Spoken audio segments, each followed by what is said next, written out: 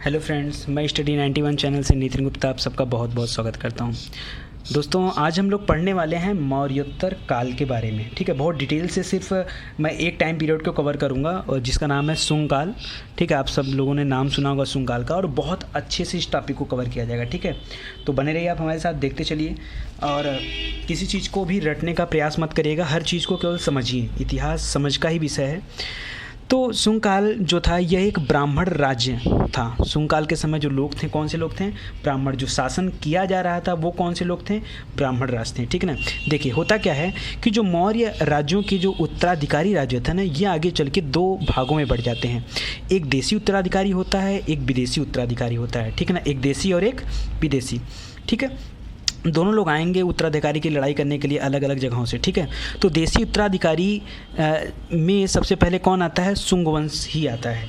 तो बहुत डिटेल से हम लोग सुंग वंश को देखते हैं। इसका जो टाइम पीरियड है दोस्तों, वो 185 ईसा पूर्व से लेकर 149 ईसा पूर्व के तक का टाइम है यहाँ पे। ठीक है, देखिए, मौर्य साम्राज्य के पतन के बाद, जब मौर्य साम्राज्य का अंत हुआ ना, जब उसका आखिरी दिन चल रहा था, उसके बाद जब उसका पतन हो गया, उसके बाद इसके मध्य भाग की सत्ता सुंग वंश के हाथ में आ गई। ठीक है, लेकिन कैसे सुंग वंश के हाथ में आ गई? तो पहले सुंग वंश के बारे में थोड़ा सा जान लेते हैं। देखिए, सुंग के जो पूर्वज थे ना, वो मौर्य की सेवा में थे, यानी मौर्यों के यहाँ काम करते थे। और जो निवासी थे सुंग, ये कहाँ के निवासी थे?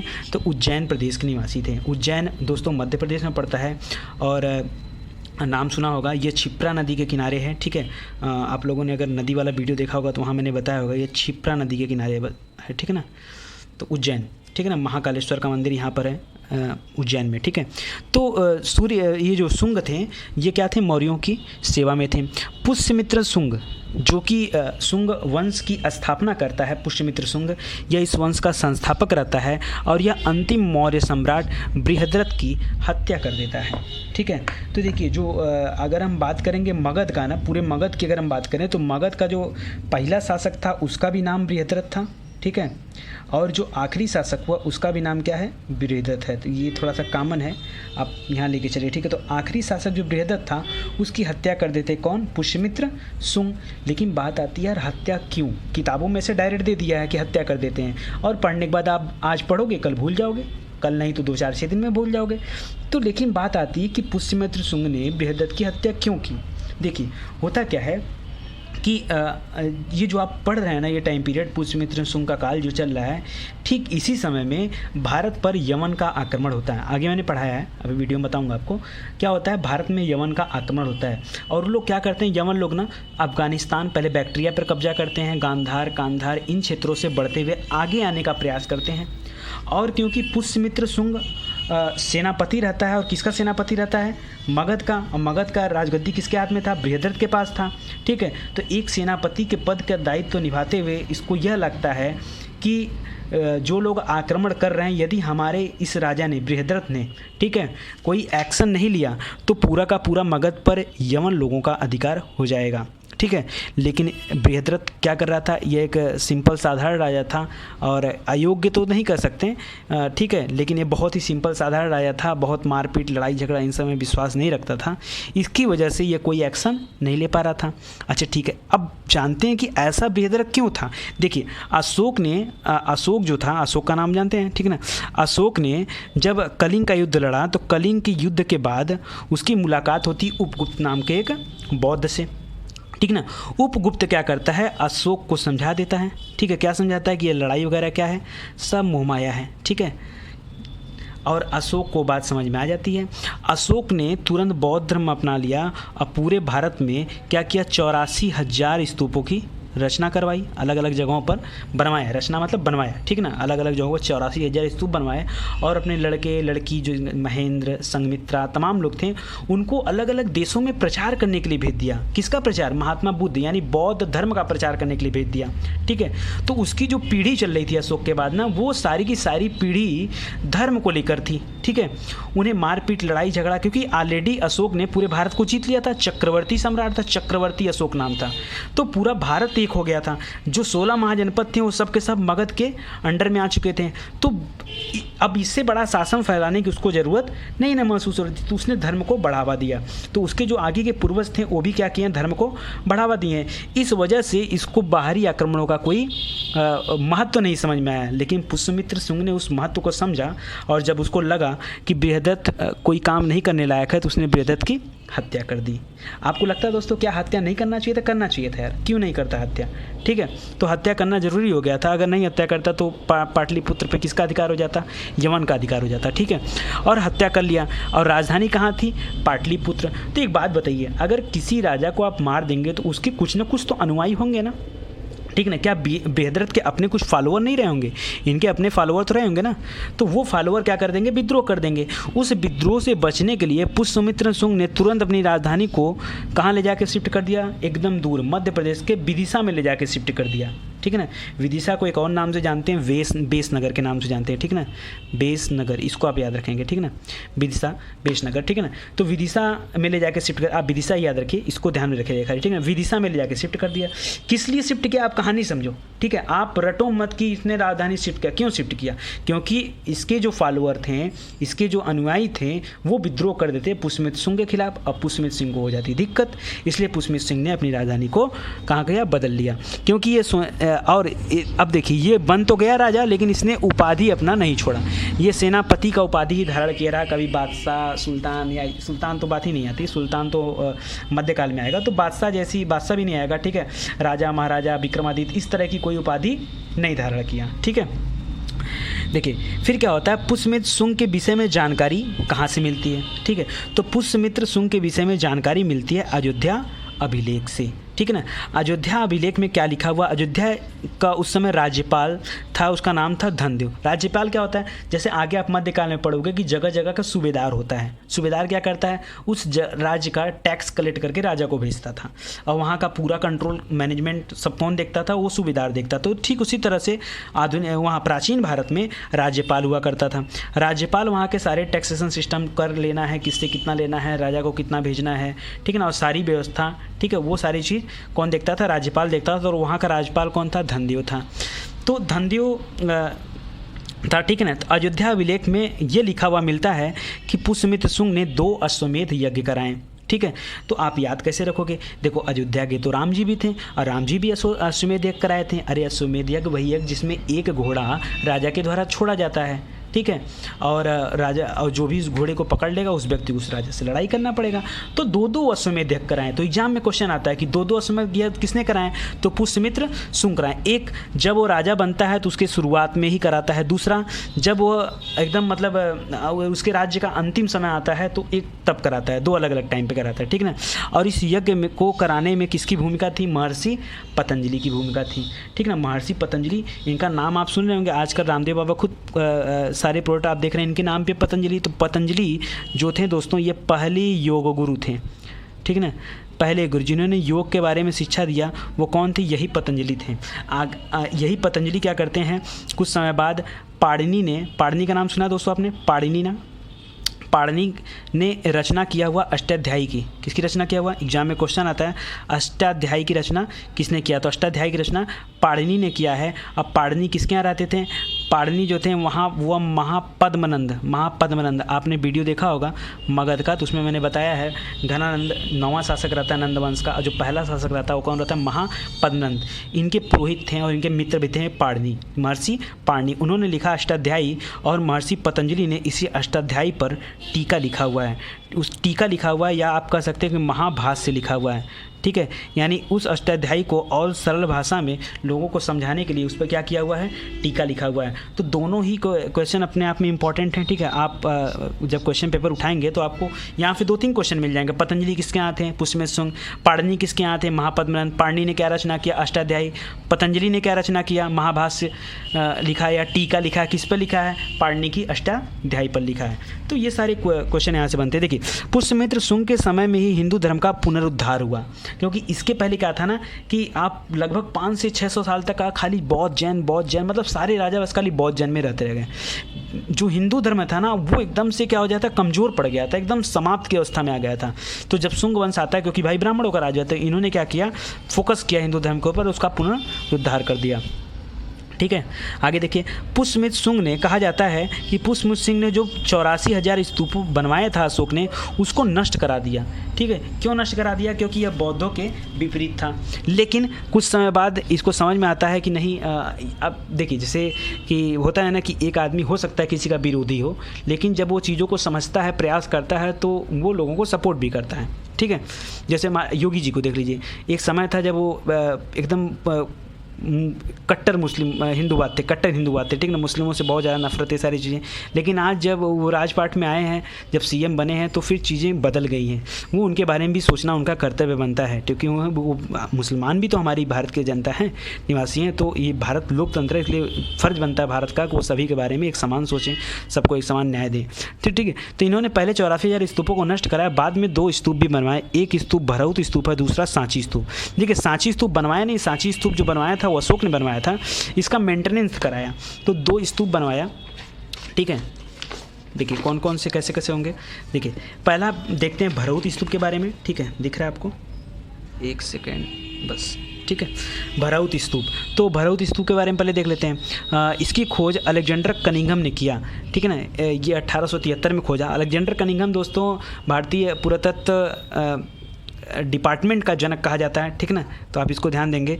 और ये स्तूप जो है सतना में है, मध्य प्रदेश में, और इसको बनवाया था किसने? पुष्यमित्र शुंग ने। सांची स्तूप के बारे में बता दूं आपको, यह मध्य प्रदेश के रायसेन जिला में है। ठीक है, और यहाँ पर एक बड़ा स्तूप है और 2 छोटे छोटे स्तूप, कुल मिला के सांची में 3 स्तूप हैं। ठीक है, तो जो सबसे बड़ा वाला स्तूप है उसको महास्तूप बोलते हैं, और इसमें महात्मा बुद्ध के धातु अवशेष रखे गए हैं। धातु अवशेष माने उनकी हड्डी उड्डी नहीं रखे गए, उनके सामानों को कुछ रखा गया है, कुछ थोड़े मोड़े चीज़ कोई रहे होंगे। ठीक है ना, जनरल से सामान वगैरह जो धातु अवशेष थे उनके, वो रखा गया है यहाँ पे। और छोटे छोटे वाले में क्या रखा है? एक में तो अशोककालीन जो धर्म प्रचारक थे उनके रखे गए हैं, और दूसरे छोटे वाले में बौद्ध के 2 प्रमुख शिष्य थे, सारीपुत्र और महामोदगलयान।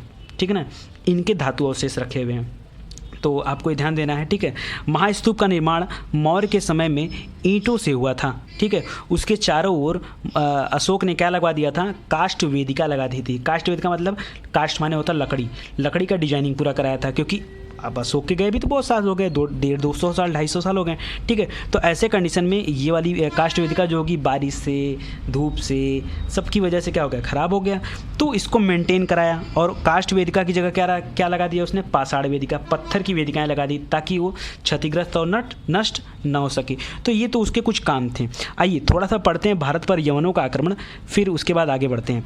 तो भारत पर यवनों का आक्रमण किसके समय में हुआ? पहला क्वेश्चन यहाँ से क्वेश्चन बनता है आपका। तो पुष्यमित्र शुंग के शासनकाल में, या शुंग वंश के समय। तो भारत पर यवनों का आक्रमण पुष्यमित्र शुंग के समय हुआ था। आइए, अच्छा ये तो मैं आपको बता दिया। अश्वमेध यज्ञ कराया था पतंजलि ने, पतंजलि योग के जनक थे। इन्होंने महर्षि पाणिनि पर अष्टाध्यायी पर टीका किया हुआ है। ये सारी चीज़ें मैंने पीछे बता दिया। ठीक है, फिर से देखिए यहाँ पे, तो देखिए जो यवन थे ना, ये आके कहाँ बसे हुए थे? बैक्ट्रिया में बसे हुए थे। बैक्ट्रिया कुछ अलग नहीं था, बैक्ट्रिया अफगानिस्तान वाले क्षेत्र को बोला जाता था, बैक्ट्रिया। ठीक है ना, और जो यवन थे ना, ये एक्चुअली देखिए, ये मूलतः यूनान के थे। ये कहाँ से थे? मूलतः ये यूनान से आए हुए थे, लेकिन इनको हम यूनानी नहीं बोलेंगे, इनको क्या बोलेंगे? हम यवन बोलेंगे। ठीक है ना, यवन बोलेंगे। जो यवन थे ना, ये 2 वंश में बटे हुए थे। एक डेमेट्रियस वंश था और दूसरा था यूक्रेटाइट्स वंश। ठीक ना, डेमेट्रियस और यूक्रेटाइट्स। ठीक ना, तो पहला यवन आक्रमणकारी कौन था? ये इसी वंश का था, डेमेट्रियस प्रथम। ठीक है, 183 BC ने इसने पंजाब को जीता, और पंजाब में एक जगह था साकल, जिसको सियालकोट बोलते थे। अभी सियालकोट जानते हैं, सियालकोट तब बोलते थे, अभी सियालकोट होता है। ठीक है ना, साकल या सियालकोट को अपनी राजधानी बनाया। ठीक है ना, आगे देखिए क्या होता है।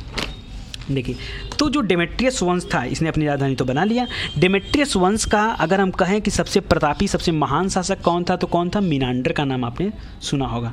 ठीक है ना, ये 165 से 145 ईस्वी तक रहता है। ठीक है ना, और यहाँ पर बौद्ध साहित्य एक है जिसमें इसको मिलिंद नाम से पुकारा गया है। तो देखिए होता क्या है कि बौद्ध साहित्य में यहाँ से कहाँ चर्चा की। देखिए, एक बौद्ध था जिसका नाम था नागसेन। उसकी मुलाकात होती है मीनांडर से, और मीनांडर और नागसेन के बीच में वाद विवाद होता है। वाद विवाद में अपनी बातों को रखा जाता है, दोनों लोगों के सामने वाद विवाद होता है। इस वाद विवाद में मिनांडर नागसेन से प्रभावित होता है और प्रभावित होकर उसने क्या किया, बौद्ध धर्म को अपना लिया। देखिए है तो यमन, लेकिन इसने क्या किया, बौद्ध धर्म को अपना लिया। तो नागसेन ने अपनी किताब में लिखा है, उस किताब का नाम क्या है, मिलिंद पन्नो। तो एग्जाम में क्वेश्चन आता है मिलिंद पन्नो की रचना किसने की, तो नागसेन ने किया, ठीक है ना। और मिलिंद पन्नो में मिनांडर को मिलिंद नाम से बताया गया है, ये वाला नाम, ठीक है ना, मिनांडर को मिलिंद नाम से बताया गया है, ठीक है। जो कुछ चीज़ और बता दूं, मिनांडर के बारे में एक बहुत अच्छी बातें बता देता हूं आपको। सिकंदर था दोस्तों, सिकंदर को विश्व विजेता कहा जाता था। जितना देश सिकंदर अकेले नहीं जीता था, उससे ज़्यादा देश मिनांडर ने जीत रखा था। मतलब है सिकंदर से भी बड़ा शासक था। इनको आप हल्के मत लीजिए, किसने आया और बौद्ध धर्म अपना लिया, कुछ किया नहीं, ठीक है। तो इसको बिल्कुल आप हल्के मत लीजिए, ये सिकंदर से भी महान शासक था, ठीक है। तो आप सर्च कर सकते हैं विकिपीडिया, आपको जहाँ भी देखना हो, ठीक है। सारे फैक्ट बहुत ढूंढने के बाद, बहुत तैयार करने के बाद मैं लिखता हूँ, इसके वजह से मैं वीडियो बहुत ज़्यादा नहीं अपलोड कर पाता हूँ, ठीक है। और फिर आगे देखिए, एक किताब आपने सुना होगा, पेरिप्लस ऑफ एरिथ्रियन सी, याद होता ही नहीं है, आज याद हो जाएगा। इसको एक अज्ञात यूनानी ने लिखा था 80 ईस्वी से लेकर 115 ईस्वी के बीच में। और देखिए पेरिप्लस माने होता है दोस्तों नौचालन चार्ट। नौचालन चार्ट माने एक मैप, क्या होता है, नौका चालन का मैप, मतलब हमारी नाव या जहाज़ किस दिशा से जाएगी उसका एक चार्ट। और एरिथ्रियन सी बोला जाता था लाल सागर को, ठीक है ना। तो अब हम ये क्यों पढ़ रहे हैं, देखिए पेरिप्लस ऑफ द एरिथ्रियन सी। देखिए इस किताब में लिखा हुआ है कि जो भड़ौच था, भड़ौच देखिए गुजरात में पड़ता है, ठीक है ना, भड़ौच, भावनगर, ठीक है ना, ये सब गुजरात में है। तो जो भड़ौच था ना, ये बंदरगाह है यहाँ पे, ठीक है ना, भड़ौच में। तो भड़ौच में मिनांडर के सिक्के खूब चलते थे, भड़ौच के बाज़ार में मिनांडर के सिक्के खूब प्रचलित थे। तो इस बात से पता चलता है कि जो मिनांडर था उसका भारत पे अच्छा खासा राज था। किसी देश का, किसी एक आदमी का सिक्का चलना मतलब क्या है कि उस बाज़ार में उसकी चलती थी, मतलब वो बाज़ार उसके अंडर में था, ठीक है। तो देखिए मिनांडर भारत पर दूसरी बार यवन आक्रमण किया था, ठीक है, लेकिन यह हार गया शुंग शासकों के द्वारा, ठीक है ना, शुंग शासकों के द्वारा हार गया।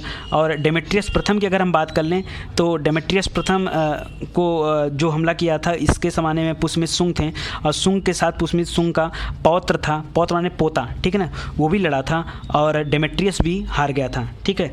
तो इस प्रकार से यवन आक्रमण सफल नहीं हुआ, यह विफल हो गया था। यवन आक्रमण क्या हुआ, विफल हो गया, ठीक है। और देखिए केवल ये वंश वालों को भी हमने बात किया, डेमेट्रियस वंश की बात की। जो यूकेट्राइट्स वंश है ये क्या करेंगे, ये यूकेट्राइट्स वंश वाले देखें क्या देख रहे हैं कि डेमेट्रियस वंश के लोग हार गए, मिनांडर जैसा बड़ा राजा हार गया, डेमेट्रियस जैसा बड़ा राजा हार गया, तो हमें भी लड़ाई नहीं करना चाहिए, हमें भारतीयों से मिल मिला के रहना चाहिए। अगर हम भारतीयों से मिल मिला के रहेंगे तो हम शासन कर पाएंगे, ठीक है। आइए आगे देखते हैं, ये रहा, ठीक है। तो जो दूसरा यमन वाले थे जो यूकेट्राइट्स वंश के थे, ठीक है, इन्होंने अपनी राजधानी तक्षशिला बना रखी थी। और डेमेट्रियस कहाँ बना रखे थे, डेमेट्रियस जो थे कहाँ बना रखे थे, याद है आपको, सियालकोट, ठीक ना, सियालकोट बना रखे थे, ठीक है ना।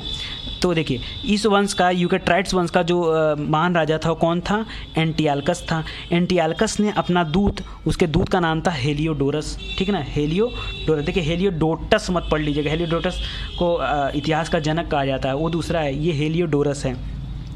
तो अपने दूत हेलियोडोरस को विदिशा भेजता, विदिशा ये भी तो हमको जान पहचान है, विदिशा अभी हमने पीछे पढ़ा है कि पाटलिपुत्र से अपनी राजधानी शुंग वंश ने कहाँ ट्रांसफ़र कर लिया था, विदिशा में, बेसनगर में, और यहाँ पे भेजता है। और यहाँ पे एक गरुड़ स्तंभ भिजवाता है, और उस गरुड़ स्तंभ पे क्या रखा हुआ है, वो गरुड़ स्तंभ भगवान विष्णु को समर्पित है और वह भागवत धर्म का एक प्रतीक है। और क्या होता है, शुंग वंश का उस समय जो राजा रहता है वो रहता है भागभद्र या भागवत, यह शुंग वंश का 9वां राजा रहता है। देखिए ये शुंग वंश का 9वें नंबर का राजा है, शुंग वंश का 9वां राजा रहता है भागभद्र, और ये खुश हो जाता है, भाई क्यों ना खुश हो जाए। अब क्या देखिए ये जो यूकेट्राइट्स वंश वाले हैं ना, ये क्या कर रहे हैं, ये कूटनीति से चल रहे हैं, हमको लड़ाई नहीं करना है, हमको मिल के रहना है। और इन्होंने क्या भेज दिया, गरुड़ स्तंभ, और शुंग वंश वाले क्या हो गए, खुश हो गए, यार ये तो हमारे धर्म को प्रचार प्रसार कर रहा है, बढ़िया आदमी है, इसके साथ मिल बांट के रहना चाहिए, ठीक है। तो इस प्रकार से क्या हो गया, यूकेट्राइट्स वंश ने थोड़ी सी ख्याति प्राप्त कर ली, ठीक है। आगे देखिए, अब थोड़ी सी बातें और ज़्यादा टाइम मैं नहीं लूँगा दोस्तों, बस ये आखिरी पेज है, ठीक है। देखिए चीज़ों को कई बार मैं सोचता हूँ कि 60 में बना दूँ, आपको भी लगेगा नहीं 20 से 25 मिनट में एक टू वंस पढ़ा रहे हैं। देखिए आप कुछ भी पढ़ो, लेकिन ऐसा पढ़ो कि फिर सब कुछ उसमें कवर हो जाए। मैं पता चला 1-2 टॉपिक छोड़ दिया, आपके एग्ज़ाम में क्वेश्चन आया और आपने किसी किताब से पढ़ा, आपको नहीं मिला, तो फिर आप यही कहोगे कि यार सही नहीं है, ठीक है।